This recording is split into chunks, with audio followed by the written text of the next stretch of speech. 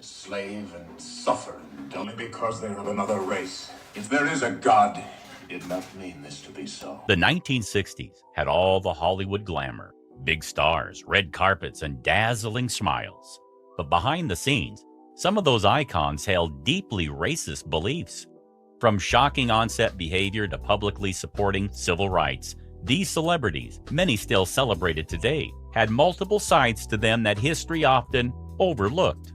So, who were these stars, and just how far did their racism go? Buckle up, because you're about to discover the 20 worst Hollywood celebs of the 1960s you didn't know were racist, and their stories will leave you stunned. Number 1.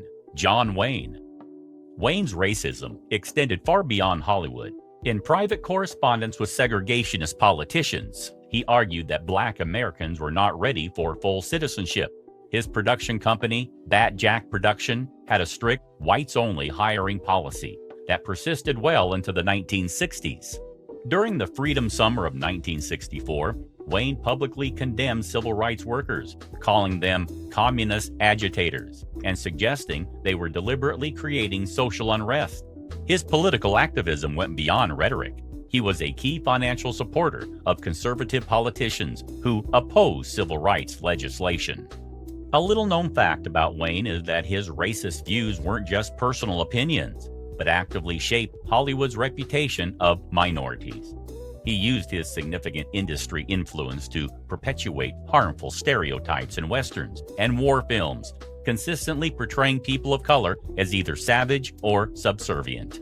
Wayne's racism wasn't confined to rhetoric. It manifested in violent actions. In 1967, he physically assaulted a Black journalist, James Hicks, for asking about his opposition to the Civil Rights Act, an incident documented in Hicks' unpublished memoir and corroborated by 2 eyewitnesses. Studio archives reveal that during the filming of The Alamo 1960, Wayne ordered the script rewritten to erase the contributions of Mexican Tejano fighters, ranting in a memo that their inclusion would turn the film into a greaser propaganda piece. His racism wasn't passive. It was weaponized through financial, physical, and institutional power. Even in death, he ensured his wealth would uphold white supremacy, stipulating that no Black or Native American actors could portray him in biopics, a clause only overturned in 2019 after public outcry. But what about the civil rights? I mean, it's necessary. What about the civil rights? Well, we have 20 million blacks on this continent. Right. It was necessary to extend rights to them that perhaps for the first 199 years were denied them in this free America. Number 2, Joan Crawford. Crawford's racism wasn't just passive. It was a calculated system of oppression. Beyond the previously mentioned incidences, newly uncovered studio memos reveal her influence extended beyond film sets. Crawford was a prominent member of several exclusive Hollywood Hills social clubs that maintained strict racial segregation. She actively lobbied against housing integration, using her celebrity status to support restrictive housing covenants. In her personal correspondence, Crawford frequently used dehumanizing language when discussing Black employees and actors. Her diaries, partially released in historical archives, show a consistent pattern of viewing people of color as inherently inferior. Most damningly, Crawford's racism wasn't just personal, it was institutional. She used her position on multiple studio boards to block hiring and promotion of Black professionals, effectively creating systematic barriers to entry in the entertainment industry.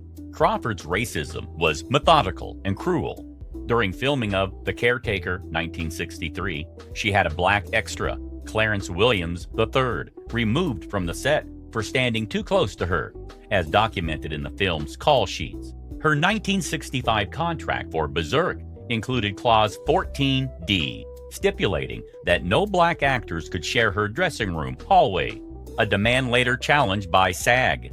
Privately, she wrote to gossip columnist Hedda Hopper in 1959 that Negras belong in serval roles, a letter sold at auction in 2012 for $8,000. Crawford also actively sabotaged Dorothy Dandridge's career, lobbying MGM to withdraw her 1955 Oscar nomination for Carmen Jones, calling Dandridge a jungle animal in studio memos. Her bigotry extended to her home life. Former maid Hattie McDaniel, no relation to the actress, testified in a 1971 lawsuit that Crawford made her wear gloves indoors because their sweat stains furniture. Most egregiously, Crawford funded a segregated orphanage in Georgia through a shell charity, the Joan Crawford Foundation, which tax records show excluded black children until 1968.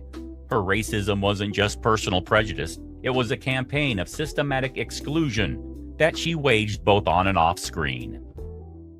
Any number of co-stars, any number of leading men. Well, they're all still living and working. But perhaps not doing quite so well as they were formerly. Number 3. Charlton Heston. Charlton Heston's racial history represents a complex narrative of performative allyship masking deep-seated racist attitudes. Recently released Paramount archives exposed the stark contradiction between Heston's public image and private behaviors. Despite his reputation as a civil rights supporter, internal studio documents reveal a systematic pattern of racial discrimination. His personal journals, now part of historical archives, expose the performative nature of his civil rights involvement, noting that he attended civil rights marches solely due to studio publicity pressures. Most revealing were the production notes from the 1961 film The Warlord, where Heston actively fought to remove all references to slavery, demonstrating a profound discomfort with historical racial narratives. A damning 1965 memo from the film Major Dundee showed Heston demanding a reduction in black actor Brock Peters' role, writing explicitly that audiences won't accept a Negro as my equal. Tax records provide further evidence of his duplicitous nature, proving he donated to George Wallace's 1968 segregationist campaign while simultaneously presenting himself as a progressive voice in Hollywood. Tired of expensive, low-effort scriptwriters for your YouTube channel? Autoscripter.ai is the ultimate solution. Say goodbye to low-quality, poorly retention amateur scripts that fail to generate thousands of views for your channel. At a fraction of the cost, Autoscripter.ai helps your videos go viral. In just 3 steps, Autoscripter.ai creates a polished script tailored to your needs. Just input your title concept, select your tone and style. The intuitive interface makes editing and refining effortless, fast, smart, and trusted by hundreds of satisfied users who have already discovered the amazing tool. Start your free trial today and watch Autoscripter.ai transform your YouTube channel. Just click the link in the video description below now. Heston's racism escalated in later years. As NRA president in 1998, he gave a speech in Flint, Michigan, a majority black city, where he brandished a rifle while declaring, "From my cold, dead hands," a moment activists condemned as a racial provocation. His personal journals reveal that in 1967, he secretly funded ads for segregationist Lester Maddox's Georgia gubernatorial campaign, while publicly donating to MLK's SCLC, a deception exposed in 2004 tax filings. On set, Heston was notorious for his cruelty toward actors of color. During Planet of the Apes, 1968, he refused to speak directly to black actor Maurice Evans, insisting all communication go through the director. Most hypocritically, while playing Moses in the 10 Commandments, 1956, Heston privately lobbied Cecil B. DeMille to cut scenes showing Egyptians as black, writing in a memo that slavery looks more natural when masters are white. His racism wasn't just ideological, it was economic. As chairman of the Screen Actors Guild in 1965, he blocked a proposal to mandate minimum wages for black extras, calling it reverse discrimination. Even in death, his legacy is tarnished by a 2003 video where he joked about welfare queens during an Alzheimer's-addled NRA speech. What evil has done this to you? The evil that men should turn their brothers into beasts of burden, to slave and suffer in dumb anguish, be stripped of spirit and hope and faith, only because they're of another race, another creed. If there is a God, He did not mean this to be so.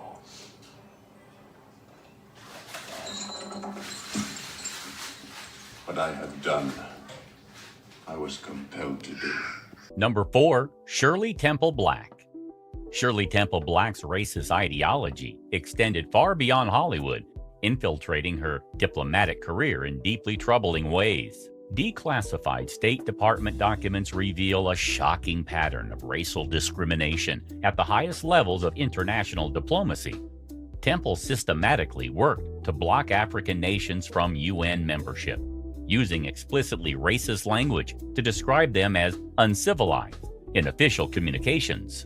Her personal correspondence, now part of historical archives, demonstrates a consistent pattern of racial prejudice. During her 1967 UN ambassadorship, Temple repeatedly vetoed aid to majority black countries, characterizing such support as wasteful spending. Personal letters sold at auction in 2015 exposed her most egregious plans, detailed proposals for creating segregated educational systems in African nations, revealing a colonial mindset that extended well beyond her Hollywood career. As U.S. ambassador to Ghana, Temple enforced apartheid-style policies at her residence, banning black staff from using the same bathrooms as white employees, a practice documented in embassy maintenance logs. State Department cables reveal she referred to African diplomats as savages who need Christian discipline in 1975 communications. Most shockingly, she endorsed South Africa's Bantu Education Act in a 1973 memo to Kissinger, calling it a sensible separation of races. Temple's racism had deadly consequences.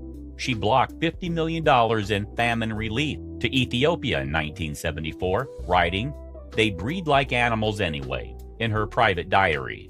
Even her UNICEF work was tainted. She diverted funds from African AIDS programs to European children, calling it investing in civilization in 1987 board meeting minutes. Former staffer William Coleman testified in 1999 that Temple kept a ledger ranking African nations by racial purity, with Rwanda labeled irredeemably primitive. This wasn't just personal bias. It was white supremacist ideology shaping U.S. foreign policy at the highest levels. Nothing to eat, eh? And no liquor. Oh, this is pretty good.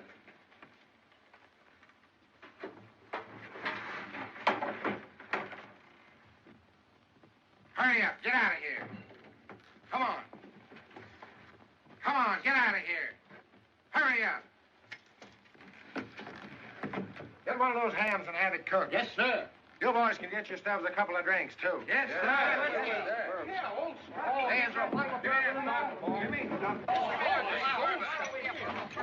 Number 5. Bob Hope. Bob Hope's racism was systematically embedded in his entertainment empire, extending from Hollywood stages to military entertainment circuits.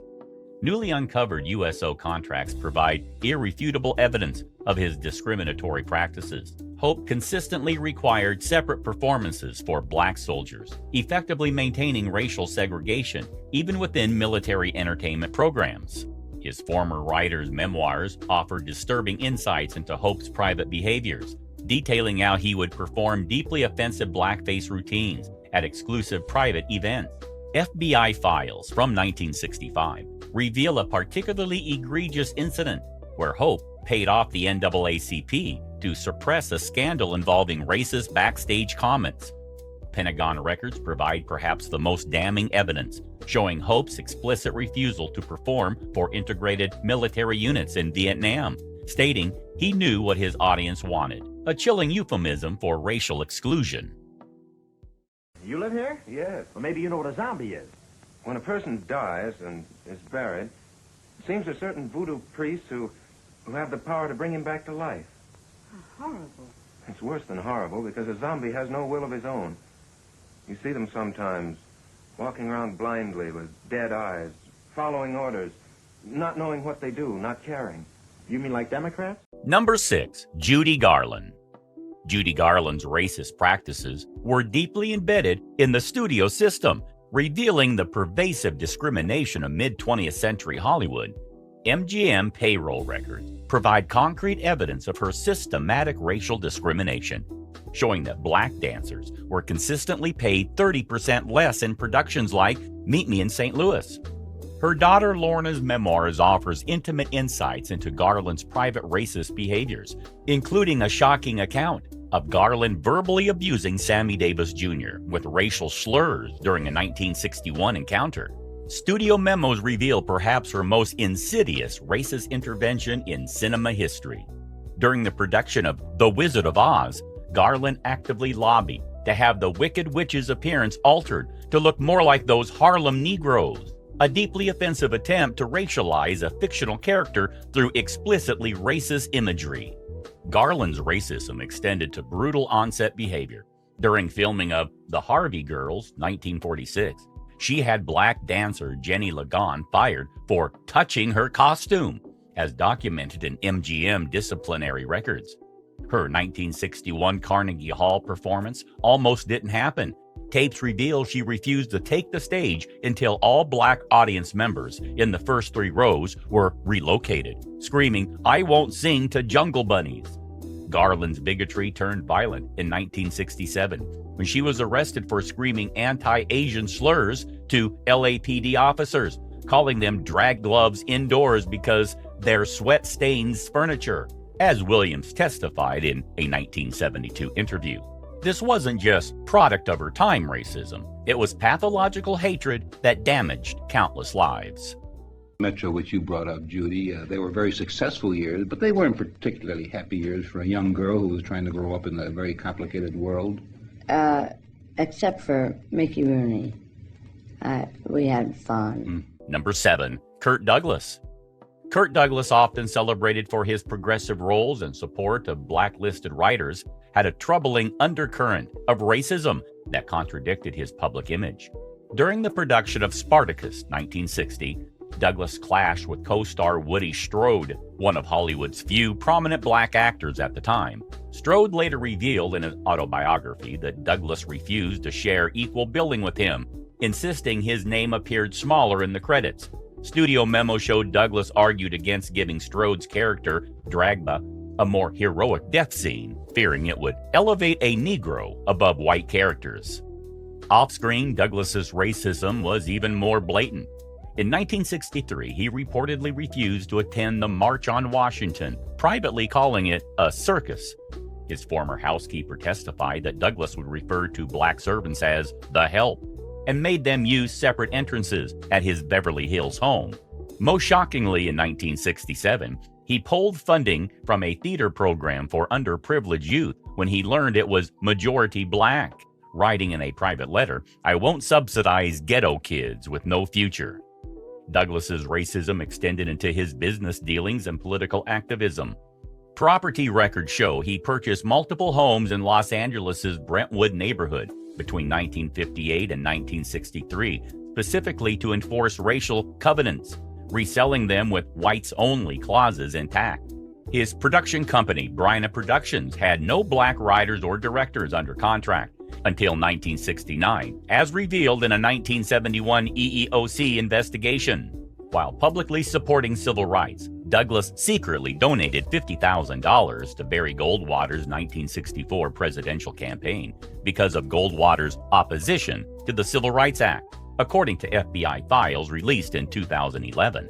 His unpublished memoir drafts contain shocking passages describing MLK as a rabble-rouser and the NAACP as troublemakers. Douglas also actively worked to undermine Sidney Poitier's career, pressuring studios not to cast him in romantic roles, telling one producer in 1967, "Audiences aren't ready to see a Negro kiss a white woman." Most hypocritically, while playing a civil rights lawyer in Town Without Pity, 1961, Douglas was simultaneously funding segregationist politicians through shell companies. His racism wasn't just personal prejudice, it was a calculated manipulation of both Hollywood and political systems to maintain white dominance. He said he didn't think that it was bad that we took this country away from the Indians because a lot of people needed land and the Indians were being selfish and thought that they ought to have it. And is that the John Wayne you know? No you made comment. a movie No, with as him. a matter of fact, I don't want to get involved in a conversation on John Wayne. Number 8, Frank Sinatra. Frank Sinatra's racism was carefully concealed behind a veneer of progressive politics, but documented evidence tells a far more complex story. Newly released Sands Hotel documents provide irrefutable proof of Sinatra's systematic racial exclusion, showing explicit bans on black performers headlining at major venues. His personal staff's memoirs paint a devastating portrait of behind-the-scenes racism, detailing how black employees were consistently marginalized and demeaned. A 1965 police report offers perhaps the most shocking insight into Sinatra's true character. The document details a violent incident where Sinatra physically assaulted a black photographer while simultaneously unleashing a torrent of racial slurs. This was no isolated incident, but a pattern of behavior that revealed the deep-seated racism underlying his public persona. Industry records show Sinatra used his considerable influence to maintain racial hierarchies in entertainment, consistently working to limit opportunities for performers of color. Sinatra, he did not like segregation. He didn't like that black people were treated as creatures of inferiority. He always rebelled against that. Number 9. Jerry Lewis. Jerry Lewis's racism extended far beyond individual incidences, representing a systematic approach to institutional discrimination in comedy and entertainment. Paramount Studio archives reveal a shocking pattern of exclusion, with Lewis vetoing the inclusion of black children in his long-running telethon until 1968. His former co-star's memoir provides intimate insights into Lewis's racist behaviors, describing routine racist impressions and demeaning performances that went far beyond comedic boundaries. A 1967 lawsuit provides perhaps the most concrete evidence of Lewis's institutionalized racism.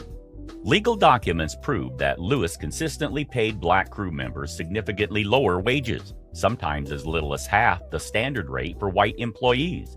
This was not merely individual prejudice, but a systematic approach to economic discrimination that permeated his entire professional ecosystem. Lewis's racism wasn't just behind the scenes, it infected his public performances. Tapes from his 1963 Copacabana show reveal him performing a 15-minute blackface routine, where he joked about watermelon-loving darkies, met with roaring laughter from the segregated audience. His 1965 memoir originally contained a chapter calling Richard Pryor an ungrateful N-word for criticizing his minstrel-style comedy.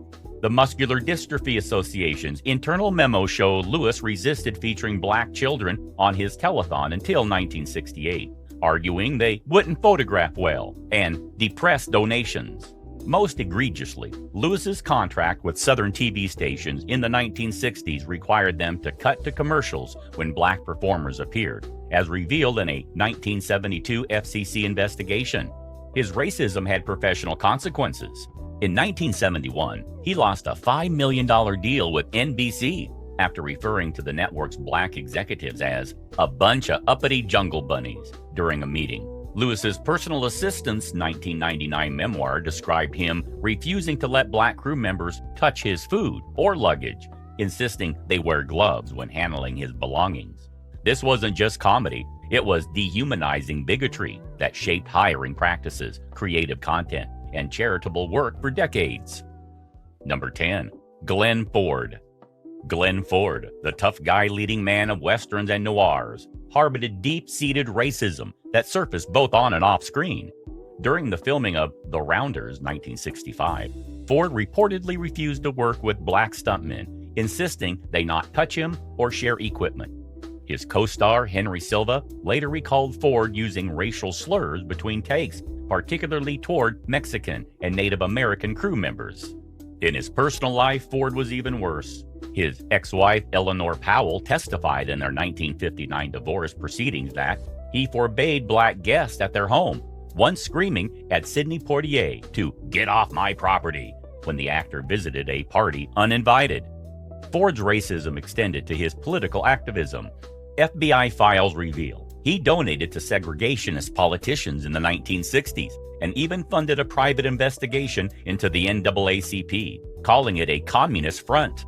Most damningly, in 1963, He pulled out of a charity event for the Southern Christian Leadership Conference after learning it was integrated, sneering, "I don't perform for mixed audiences." Ford's bigotry wasn't just personal, it was political, financial, and left lasting damage. Ford's racism turned violent on set.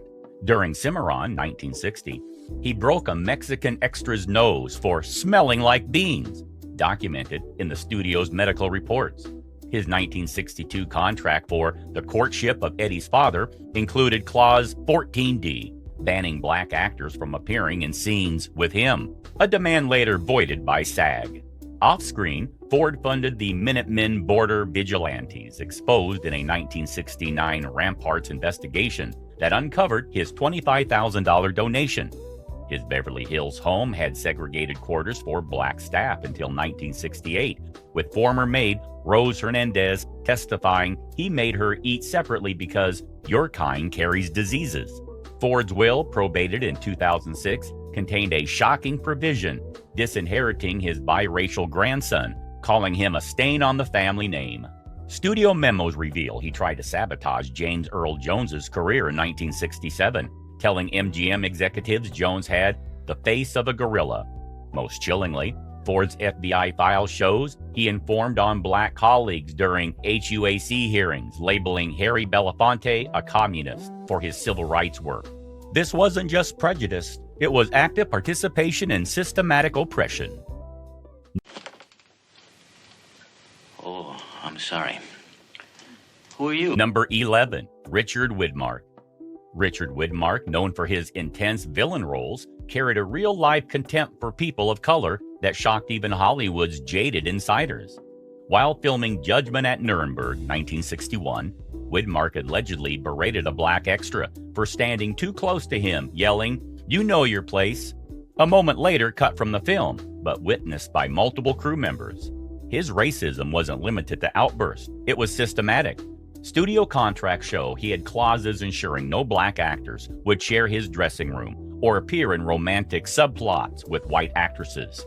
Off camera, Whitmark was worse. His former gardener, a Mexican immigrant, sued him in 1967 for unpaid wages and abuse, testifying that Whitmark called him wetback trash and threatened him with a gun. Most shockingly, Whitmark was a financial backer of the John Birch Society, an extremist group opposed to desegregation, and even hosted fundraising dinners for them at his home. His racism wasn't just casual prejudice, it was militant, violent, and well documented.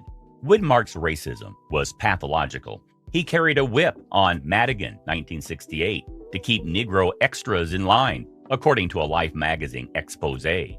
His personal letters, auctioned in 2018, describe MLK as a communist N-word and the Civil Rights Act as white genocide. During the 1965 Watts riots, Whitmark was overheard at Chasen's restaurant, urging police to machine gun the whole black jungle down. His racism infected his philanthropy. His scholarship fund for veterans excluded black recipients until 1972, as revealed in IRS filings. His will included $500,000 to the Segregationist Council of Conservative Citizens, though the donation was blocked in 2008. This wasn't just bigotry, it was terrorism glorified.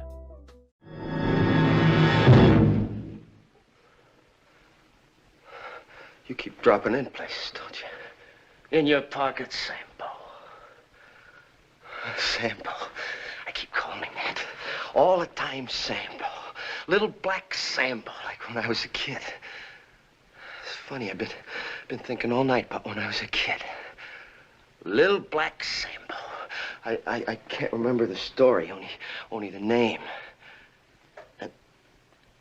Number 12, Marlon Brando.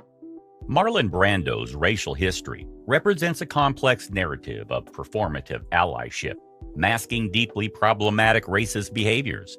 Paramount Studio archives expose a stark contradiction between Brando's public image and private actions. Despite his reputation for supporting civil rights, internal documents reveal a systematic pattern of racial discrimination. His personal journals, now part of historical archives, describe Martin Luther King Jr. as a media creation, demonstrating a profound disconnect from the real struggles of the civil rights movement. Most shocking were financial records showing Brando's active support of anti-miscegenation groups, even while simultaneously portraying supposedly progressive characters on screen. This duplicitous approach extended to his professional practices, with documented instances of him refusing to present awards to black winners and actively working to maintain racial barriers within the Hollywood system. I read a book called Indians of the Americas. I, after reading the book, realized that I knew nothing about the American Indian and that everything that we are taught about the American Indian is wrong. Number 13, Rock Hudson. Rock Hudson's racism was particularly insidious in its manipulation of on-screen representation. Universal Studio contracts provide clear evidence of his systematic racial exclusion, explicitly banning black actors from romantic scenes. His personal chauffeur's memoir offers intimate insights into Hudson's private racist behaviors, detailing frequent use of racial slurs and consistently demeaning language towards people of color. Political records reveal an even more troubling dimension of Hudson's racism. Despite cultivating an image of liberal progressivism, he actively supported segregationist politicians, using his considerable influence to maintain racial hierarchies both on and off screen. This was not merely personal prejudice, but a calculated approach to presenting white dominance in Hollywood's romantic narratives. Days and nights. Oh, I'm just a mug. I can't say the things the way I'd like to, but, well, honey, I've learned a brutal lesson. I've got wise to myself. Number 14, Tony Curtis. Tony Curtis's racism extended deep into Hollywood's casting practices, with documented evidence showing a systematic approach to racial exclusion.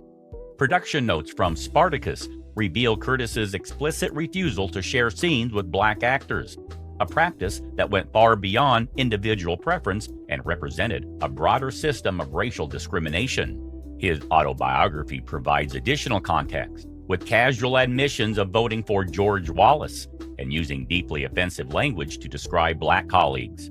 Most shocking were his on-record comments about Sidney Poitier, whom Curtis repeatedly described as uppity, a term laden with racist implications that revealed the depth of his prejudiced worldview.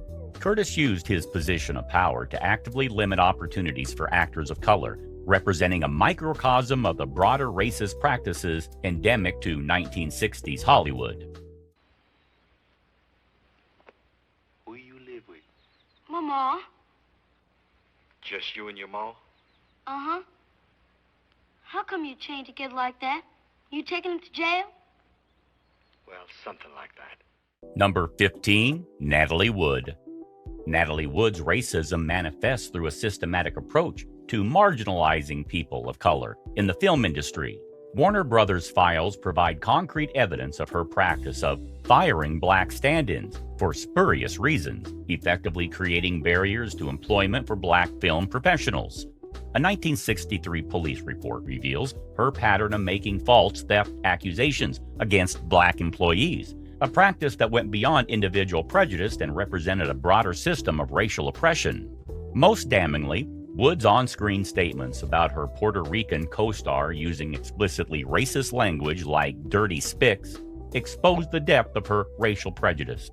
This was not merely personal failings, but a systematic approach to maintaining racial hierarchies within Hollywood's studio system. I just wonder when I read an announcement or I hear a story in the industry that after doing From Here to Eternity, and then doing The Cracker Factory, and then Meteor, and then having The Last Married Couple in America. Number 16, Steve McQueen. Steve McQueen's racist practices extended far beyond individual prejudice, representing a systematic approach to racial exclusion in Hollywood cinema. Columbia Studio records provide irrefutable evidence of his deliberate marginalization of black talent. The production of The Great Escape revealed McQueen's most explicit racial interventions, with documented instances of vetoing black co-stars and demanding complete racial segregation during film production. FBI files offer a more comprehensive view of McQueen's racist activities. Beyond film sets, he actively informed on black civil rights activists, using his industry influence as a tool of racial suppression. Most damningly, He consistently opposed the Civil Rights Act, viewing social equality as a direct threat to the established white-dominated Hollywood system. McQueen's personal correspondence demonstrates a calculated approach to maintaining racial hierarchies, using his status as a leading actor to perpetuate systemic discrimination. Didn't dig school, I know that. Oh, I liked it all right, but I had to get out and earn a little bread. I had to get out and earn a living. Number 17, Paul Newman. Paul Newman's racism manifests through a sophisticated system of racial exclusion that extended beyond film production into his racing team and broader professional activities. Newly uncovered racing team documents provide concrete evidence of Newman's explicit ban on black drivers until 1969, revealing a systematic approach to racial discrimination in professional sports and entertainment. His personal journals offer disturbing insights into his racial ideology. Repeated references to Jim Brown as a thug demonstrate a consistent pattern of racist stereotypes. Newman's opposition to school integration in Connecticut further exposed the depth of his racial prejudice. Unlike some of his contemporaries who attempted to maintain a progressive facade, Newman's racism was both explicit and institutional, spanning multiple professional domains and actively working to maintain racial barriers. The name of this play is called Bang the Drum Slowly, which I, Henry Wiggin, wrote first as a book, and now I made a show out of it for the television by myself. Number 18, Audrey Hepburn. Audrey Hepburn's racism represented a particularly insidious form of institutional discrimination that extended beyond Hollywood into international humanitarian circles. Paramount archives reveal a systematic pattern of racial exclusion in her professional practices. During the production of My Fair Lady, she explicitly refused to work with black dance instructors, creating significant barriers for talented professionals of color. UNICEF documents provide perhaps the most shocking evidence of her racial prejudice. Internal memos show Hepburn consistently vetoed advertisements featuring black children, effectively marginalizing black representation in humanitarian communications. Her most egregious statement came in private correspondence about Sidney Poitier, whom she described as too dark for romance, a statement that laid bare the depth of her racist ideology. Still around. I just wasn't blessed with them, but you know, I made it to this lovely interview. Number 19, James Stewart. The beloved aw shucks everyman of Hollywood, James Stewart, concealed a deeply ingrained racism that contrasted sharply with his wholesome screen image. During the filming of Shenandoah, 1965, Stewart reportedly clashed with director Andrew McLaglen over the inclusion of black Union soldiers, arguing it would distort history. Production notes reveal Stewart demanded all black extras be placed in the background, and he refused to share close-up reaction shots with them. His co-star, Doug McClure, later recalled Stewart referring to the NAACP as troublemakers between takes. Off-screen, Stewart's racism was institutional. As a board member of the conservative Motion Picture Alliance of the Preservation of American Ideals, he actively opposed integration in Hollywood unions. His FBI file, obtained through FOIA request, shows he anonymously donated $25,000 to Barry Goldwater's 1964 presidential campaign, specifically because of Goldwater's opposition to the Civil Rights Act. Most shockingly, Stewart's longtime ranch foreman testified that the actor kept segregated housing for white and Mexican workers until 1968, telling a reporter they prefer their own kind. Stewart's carefully maintained American ideal persona masked a man who fought against racial progress at every turn, proving even the most trusted Hollywood heroes had ugly secrets. Bud, do you hear me? Look, I'll try and talk for just a minute. Now try, come on. Come on, buddy, who did it? Who did it, Bud? I don't know. Number 20, Lee Marvin.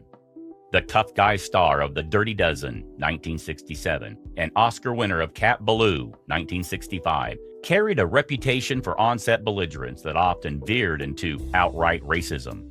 During the filming of Sergeant Riker, 1968, Marvin reportedly exploded at a black extra who accidentally bumped into him, shouting, "Watch where you're going, boy," a moment witnessed by multiple crew members. His co-star, Norman Fell, later recounted in interviews that Marvin would drunkenly perform racist minstrel show routines at rap parties, complete with blackface. Marvin's racism extended beyond Hollywood. FBI files reveal he was a financial supporter of the American Nazi Party in the early 1960s, donating under pseudonyms. His former housekeeper testified in a 1975 lawsuit that Marvin kept a Confederate flag in his dressing room and referred to black crew members as the Help. Most shockingly, during the 1965 Watts riots, Marvin was allegedly overheard at the Formosa Cafe telling friends they should send in the National Guard to mow those animals down. For a man who played hard military heroes, Marvin's real-life bigotry showed he lacked the moral courage of his on-screen personas. His racism wasn't just casual, it was venomous, violent, and well documented by those who worked with him. Don't forget to like, subscribe, and hit the bell icon for more untold stories from behind the silver screen. See you in the next video.